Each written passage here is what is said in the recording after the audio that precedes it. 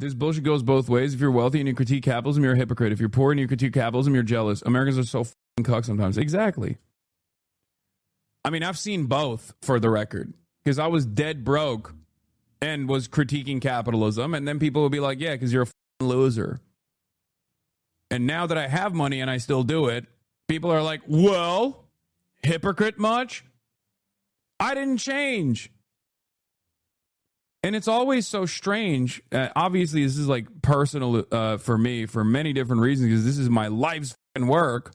But what's so funny about it is, like, people want you to almost be like, oh, once I got a touch of the bag, like, once I touch the bag, it's over. Like, this socialism shit is done. You know what I mean? And then they try to rationalize why I'm still doing this.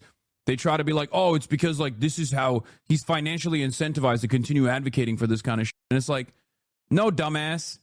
Maybe it's because I believe it. So one of the things that people have started to realize in recent years is that socialism and a lot of left-wing values like defund the police and a bunch of their left-wing social views are actually what are called luxury beliefs. These are things that they end up advocating for and talking about in order to enhance their social standing rather than actually, improve the country or base in any kind of factual reality. And chief among the carriers of these luxury beliefs are the Nepo babies, are your champagne socialists, your silver spoon socialists, people who grew up wealthy their entire life, who had their parents hand everything to them and never felt like they achieved anything, who now suddenly feel uncomfortable about their unearned success, so they decide to basically try to make it so that the government can fill the role that their parents filled for them, and they want to spread ideas like socialism around in order to justify the insecurity that they feel in their own heart. And I open this clip with Cenk's nephew pretending that he grew up in poverty. And this is something that is very common among these silver spoon socialist types, but it turns out some of the most prominent people that fall in this category actually grew up in the life of luxury throughout all of their youth. And Cenk's nephew, who gets called out by his own audience during his spiel about how when he was broke and advocating for socialism, people just called him a bitter broke person, but now that he's made it, they say, oh, you're a hypocrite. But we all know Cenk's nephew didn't grow up broke. People think that, like, I just was born this way. You know what I mean? I always was this person. I always had this $3 million home. Like, it's just so dumb. It genuinely doesn't make sense. Aren't your dad a billionaire? No, man. You're a 27-month subscriber. Are you that stupid? No. I am fortunate enough to be able to financially take care of my parents, both of my parents. There are people who genuinely believe that, by the way. They literally think like, oh, he comes from a billionaire family. It's like, you're dumb. You're so dumb. Now, the chatter right there is wrong technically about Cenk's nephew growing up a billionaire, but he's not all that far off in what he's alluding to, because as has been revealed to the public multiple different times, Cenk's nephew's father actually worked for a $4 billion company as an executive, and this is why Cenk's nephew grew up in privilege, and this is what messed him up to the degree where he advocates for all these crazy left-wing causes in order to raise his social status. Now, we're going to get into this, but before we do, I want to thank everybody who supports this channel via actualjusticewarrior.com/join. Give me the money. Give me the money, okay? I was born in New Brunswick, New Jersey, and my parents wanted to do that so that I would have an American citizenship, so that one day I could be the president. That second part's not true, but I then immediately was shipped back off to Turkey. So while most silver spoon socialists like Emma Vigeland or Zorhan Mamdani were basically set up from the moment they were born, it's important to understand that Cenk's nephew was actually set up even prior to that, because Cenk Uygur, the founder of the Young Turks, actually had his sister come to the United States to the state of New Jersey while she was pregnant to ensure that her Turkish citizen son would gain the advantages of natural-born American status by giving birth and essentially having an anchor baby in the United States of America. That baby was, in fact, Cenk's nephew. So before he was even born, he was being groomed for success. But if you jump back to Turkey in his adolescence, as Cenk's nephew has told to Wired magazine and on a bunch of different interviews, what you ultimately end up discovering is that he grew up in the upper echelon of Turkish society. His family was extraordinarily wealthy in that his father was a president or a vice president at a $4 billion finance company in the nation of Turkey, and also acted as a diplomat on behalf of Turkey, allowed to travel the world in order to advocate for this pseudo-private, pseudo-government entity. So obviously, he grew up incredibly well, and this is why you actually see him doing ridiculous sports as a child, like polo, like with the horses. Again, if you saw it in a movie as a way to describe rich kids, you would think that's a little bit over the top, but here's Cenk's nephew right here with his stupid fat face as a child on that horse in his stupid polo jacket, because again, this is how this man grew up. Now, of course, when Cenk's nephew was called out over the course of a couple of days after making these ridiculous proclamations, he decided to come back to his stream and change up his story yet again, because as we all know, Cenk's nephew loves to lie, he loves to double down on the lies, and when he gets caught, he never admits that he was lying, he always jumps to the next thing. So instead of being broke growing up, which is something that he acknowledged is false multiple times in multiple interviews, Cenk's nephew decided that he was going to say that he went broke completely and his family just had no money when he got out of college. I said I was broke because my parents, my dad, went broke by the time I got to college. And I was broke for the first decade almost, post-college. Now, I'm fortunate enough to be able to take care of my family. You didn't see headlines. You saw a viral tweet, brother. Don't act like you read any headlines. You actually just saw a viral tweet. That's what you saw. I never said I grew up in poverty. As a matter of fact, I've openly stated that I grew up fairly affluent in Turkey. I cannot believe how stupid everyone is on the internet. That like things that I have openly talked about endlessly turn into this idiotic back and forth. They're like, oh, were you lying? Were you lying about growing up in poverty? When the did I say I grew up in poverty? I didn't. I said I was broke in college and after college. So now the story has changed. Now the story has pivoted. Now his father went broke even though he was in a great state in the state of Turkey right when he got to college or when he graduated college. And in reality, it was just a struggle for him for nearly a decade post his graduation from university. I said I was broke because my parents, my dad, went broke by the time I got to college. And I was broke for the first decade almost, post-college. But the thing is, Cenk's nephew is like a year or two younger than me. He is 33 years old right now, going on 34. So a decade after college would have been after he was age 22 or 23, depending on when he graduated. But we know from his Wikipedia page and from all the things that he said in multiple interviews before that, that he ended up getting a job immediately with his uncle's company, hence the name Cenk's Nephew, the Young Turks. And by the way, he was paid significantly well for the low level of content that he was producing, not to mention he got a whole host of opportunities that he would not have gotten but for the fact that he was Cenk's nephew. How much do you make, that wouldn't necessarily even push the needle. I will be very honest. It's really embarrassing, especially because my boss is sitting right there.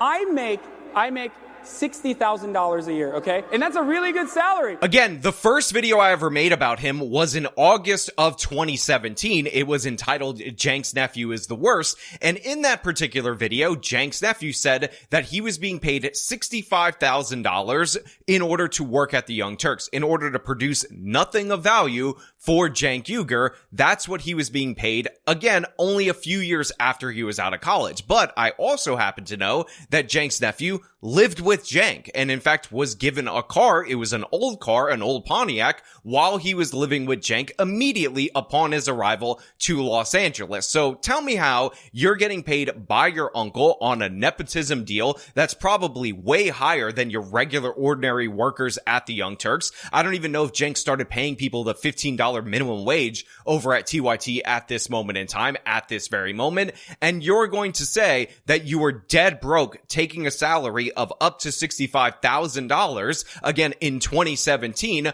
while living with your uncle, while driving a car that he gave you for free to drive. Again, he had no costs. This is the luxury of Cenk's nephew's life, and that's not even counting the fact that he was working on his side hustle, which is his Twitch, which is now his primary source of income. Now, we're going to get back to Cenk handing him his career in just a little bit, but I also want to point out that the community notes ended up violating Cenk's nephew yet again, because it turns out not only is his dad a multi-millionaire through finance, through a well-connected crony capitalist company in the nation of Turkey, but his mom is a commercial landlord. And by the way, according to the community note, she at least held those properties until 2016. So while Cenk's nephew is saying that his dad, he lost his job or something of the sort, something bad happened to him that made him go broke as soon as Cenk's nephew graduated college in 2013, in reality, his mom still had multiple rental properties, or at least one large rental property, up until 2016, according to Cenk's nephew's own Instagram. So what period of time was Cenk's nephew broke? What period of time was Cenk's nephew struggling in his life? I mean, seriously, people, look at what is going on. Look at him in this photo in the polo uniform as a child. Understand that his father was not only a VP at a major finance company, but it was also intricately connected to the Turkish government. It had been around since the early 1900s. And in addition to that, his mom, upon arriving in the United States of America, also owned rental properties, which is something that does produce income, let me tell you, in the state of New Jersey, absolutely for sure. And immediately upon his graduation, he was able to just move to California. And he said, by the way, that he told his family he was moving there to study for the bar. And my dad was like, you have to go to like law school or get an MBA or something, right? And I was not really necessarily interested in that. So I was just like, yeah, sure. I'll study for law. I'll study for my LSATs in California, Los Angeles. At the time, you guys probably know this, but if you don't, my uncle has a YouTube channel called The Young Turks. It was like a 26-person shop. It was like a tiny operation, not that big, not that media behemoth or anything. So I was like, yeah, I'll just go work with him, do an internship with him. And I'll live in LA and I'll study for the LSATs. I had no interest in studying for the LSATs or going to fucking law school. So yeah, I started working there, and then I was like, yeah, maybe I should just like work with him in order to take a job with Cenk at the Young Turks and jumpstart his career. Again, something that he doesn't even give Cenk credit for to this day. He pretends like he's a self-made man, even though Cenk not only gave him this opportunity, but Cenk did something that companies typically never do. Because if you guys will remember, because we used to make fun of Cenk's nephew's little Instagram and Facebook videos when he was over at the Young Turks, he would always promote his Twitch and all of his social medias and whatnot to drive people from the Young Turks audience over to his streams. And obviously this worked. And for those of you who are unaware of how content creation actually works, your first 1,000 subscribers or followers, as it is on Twitch, are the hardest thing to get on your own. He blew well past that while under Cenk Uyghur's house, while under Cenk Uyghur's empire, and Cenk didn't ask him for a cent. He didn't claim any ownership over what he was doing on the side. As long as he did the piss poor job that he was doing at TYT, Cenk Uyghur was totally fine with that. It's one of the most generous offers that you can possibly get. A bunch of media companies don't allow you to promote your own stuff, don't allow you to run your own side hustle, and Cenk does that again and again to this very day. Remember, they recently had the blow up with Francesca Fiorentini, and Francesca Fiorentini was able to use TYT to build up her own podcast, The Bituation Room, so that she had a soft landing eventually when she had that breakup with the Young Turks. Cenk doesn't have to allow this. In fact, almost no owners of major media companies allow this. When Cristobal and Sagar and Jetty were over doing The Hill Rising, they weren't allowed to start up Breaking Points as a side hustle, direct audience from The Hill's larger platform to that. When they ended their contract with The Hill, that's when they had to start up their thing, because that's how it normally works at multiple media companies. But is Cenk's nephew grateful to his uncle for handing him a career? Is Cenk's nephew thankful to him? Does he at least not attack him in public? No, absolutely not. As soon as he left TYT, he ended up jumping on the bandwagon for the union that was unionizing against his own uncle and started signal boosting them. When Anna Kasparian got into the whole birthing person thing, somebody that Cenk's nephew and Cenk, by the way, have worked for years, Cenk almost 2 decades at this point in time, Cenk's nephew, as we pointed out on this channel, showing how scumbag he actually is, decided to highlight Olay. But let's get started with TYT drama, okay? So what happened? A couple of weeks ago, Anna basically popped off and said, like, I don't want to be called a birthing person. I'm sick and tired of this idea. I'm a woman. I'm not a birthing person. I will never be called a birthing person. You can never call me a birthing person. Birthing person, birthing person, birthing person, birthing person, blah, blah, blah, blah, blah. Now, for many people, it was like, what? Like, who did this to you? Like, what do you mean? Like, are there just people going around saying, like, you're a birthing person? No, I don't think so. It was one of those things where, like, what she's saying isn't like unreasonable. You know what I mean? Because being reduced to your, like, reproductive capabilities would be really ridiculous. And that's precisely why nobody uses it. Person that deliberately posted a compilation of Anna Kasparian saying the N-word, even though in those segments where she said it, it was from a time in media where you read people's quotes, and all of those segments were her condemning somebody for using the N-word in a racist way, and she ended up cutting that all together and saying that Anna was calling black people the N-word. And what did Cenk's nephew do? Did he have any loyalty to the woman who is absolutely crucial to the company that his uncle started, the company that gave him his first opportunity, that jump-started his career, that set him up on a path of success? No. He said that he would love to have Olay on, and he started praising her. I love Olayemi. I think Olayemi is great. I'm excited to have her on the broadcast.